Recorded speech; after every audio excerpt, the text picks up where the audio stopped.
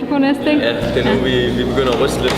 Vi har lige øvet den sidste gang, inden vi skal ind og sige det til dommerne, så vi er meget oppe at køre. Jeg kan i hvert fald godt mærke det nu.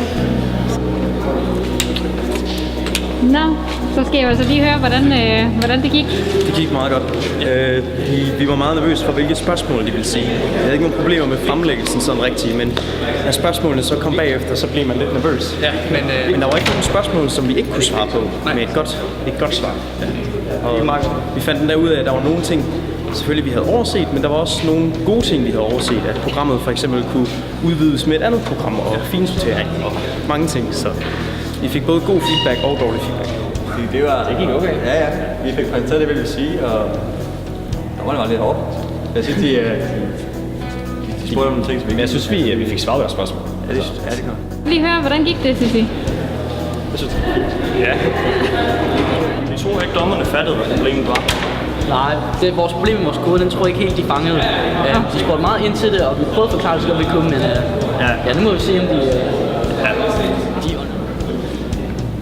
Sådan rimelig jævnt tilfreds. Ja. Er I bare glade for, at det er overstået nu? Lidt. Lidt. Hvordan gik det? Jamen, det gik meget godt. De havde nogle meget interessante spørgsmål, og ja, vi forstod programmet.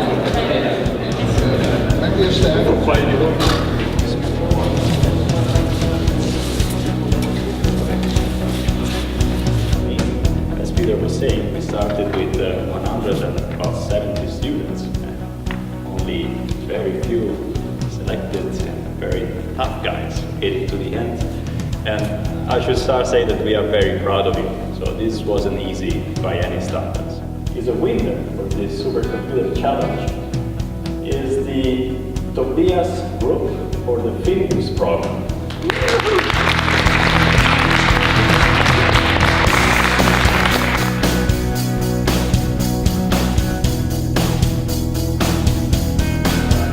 Rasmus Group for the State Archive.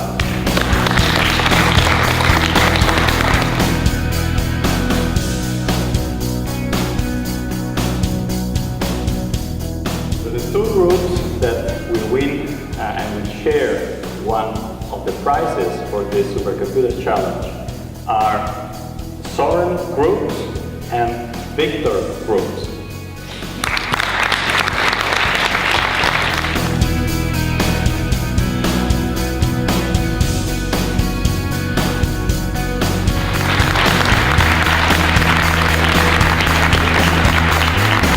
Vi var jo meget nervøse til at starte med. Ja. Og i den time eller noget, vi sad og ventede, var vi også meget nervøse.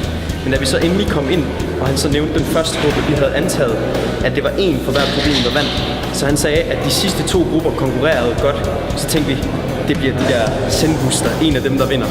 Og så da han så sagde Søren-gruppen og Tobias-gruppen, så var det bare sådan, ja. Altså, selv hvis det er en del præmie, så er det stadigvæk fedt at bare vinde et eller andet. Altså, man har det virkelig godt med sig selv bagefter.